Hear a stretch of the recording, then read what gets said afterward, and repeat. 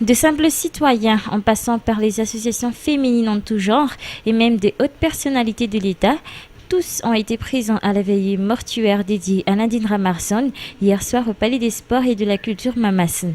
Ils sont venus réconforter la famille de la défunte et celle du journaliste également disparu dans le tragique accident maritime de Soneranvong dimanche dernier. La présentation des condoléances n'en prit fin que tard dans la matinée d'aujourd'hui. Le gouvernement malgache était fortement présent à cette veillée funèbre, tout comme ceux qui a connu Nadine Ramarson de son vivant. La journée d'aujourd'hui a été décrétée journée de deuil national en hommage aux victimes du naufrage. La vente des boissons alcoolisées était interdite. Les drapeaux étaient en berne. La dépôt mortelle de la défunte ministre a quitté le Palais des Sports et de la Culture de Mamasson vers midi pour rejoindre l'église FGKM d'Amboulpous où a eu lieu un culte. Puis le cortège funèbre a pris la route d'Amboumangarouv, là où a eu lieu l'enterrement. De nombreuses personnes ont tenu à la ramener jusque dans sa dernière demeure. Cette fois-ci, Nadine Ramarson est réellement partie. Celle ou celui qui la remplace là devra être à la hauteur de sa personnalité pour poursuivre son parcours dans les actions sociales menées à travers la grande île.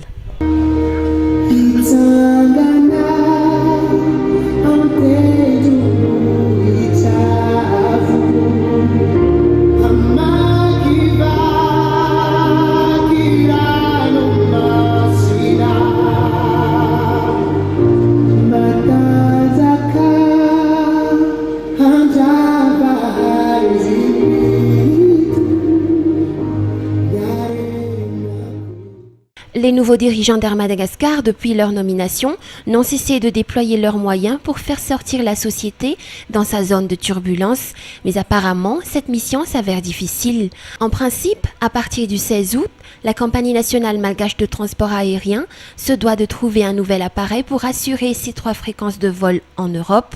Rien n'est encore acquis jusqu'à ce jour car pour le moment, les dirigeants de la compagnie sont encore en pleine négociation.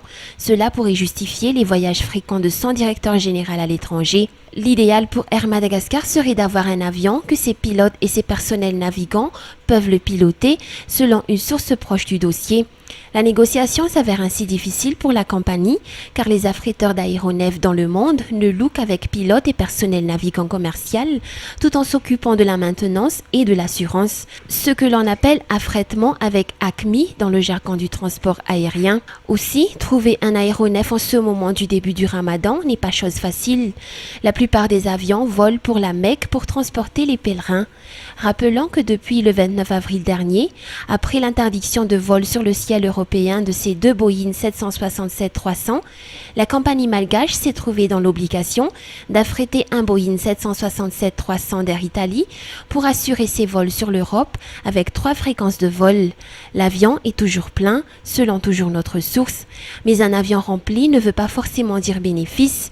Il ne faut pas oublier qu'Air Madagascar a déjà revu à la baisse ses fréquences hebdomadaires sur l'Europe, 3 vols au lieu de 5, mais qu'elle doit aussi, en plus de l'allocation avec ACMI, du Boeing 767-300 d'Air Italie, s'occuper de l'hébergement, la restauration, le transport de l'équipage italien, une facture assez élevée pour Air Madagascar.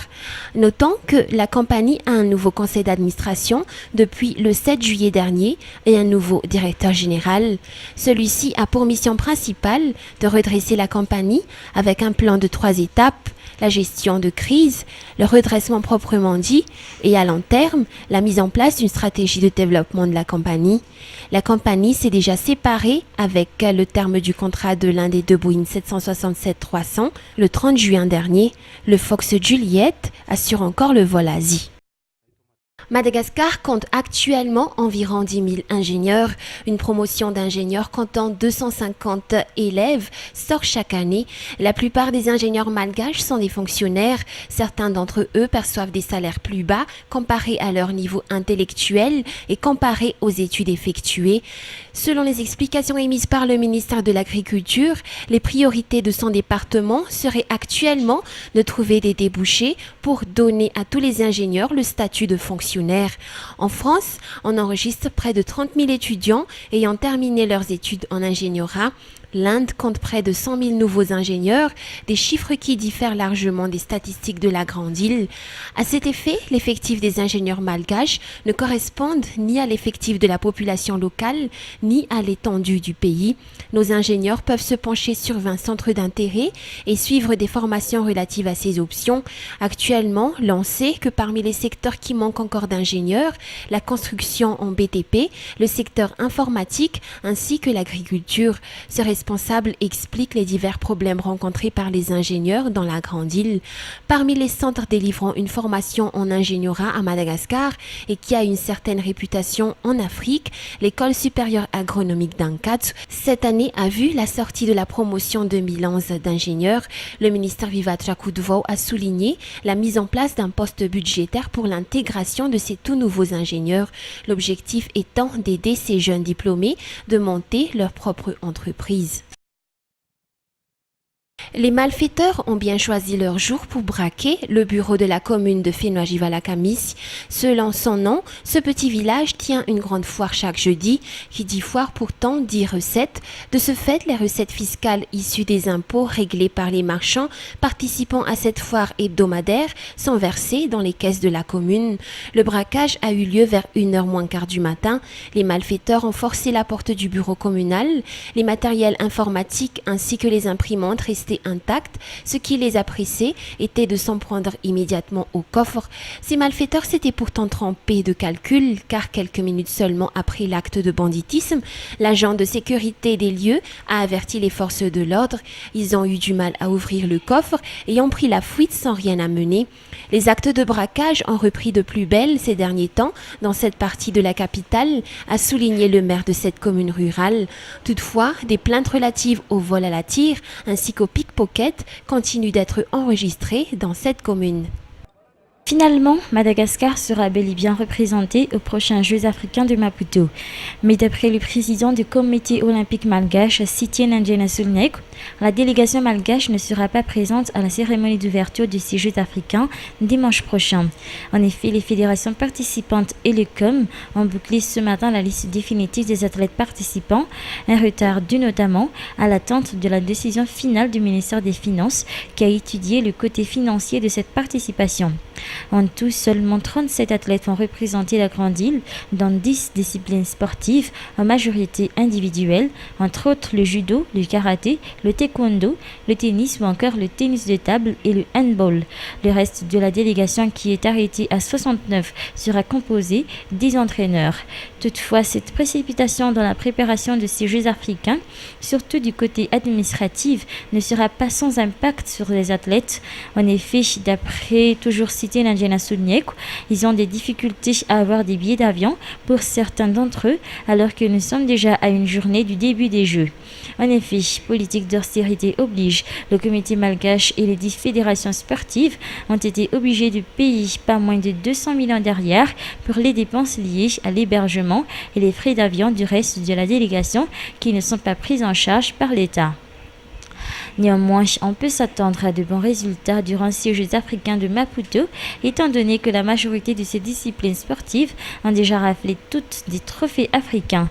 Ces athlètes ont également pu avoir la chance de bien se préparer pour ce rendez-vous africain, car la plupart d'entre eux ont été présents à la dernière édition des Jeux des îles de l'océan Indien aux îles Seychelles. Tanya Renacho Mada 2011 consiste surtout à mettre en avant les talents des créateurs et des mannequins malgaches. L'objectif est de sélectionner surtout un créateur et un mannequin qui sera mis en avant pour l'édition Tanya Renacho Paris au mois de novembre.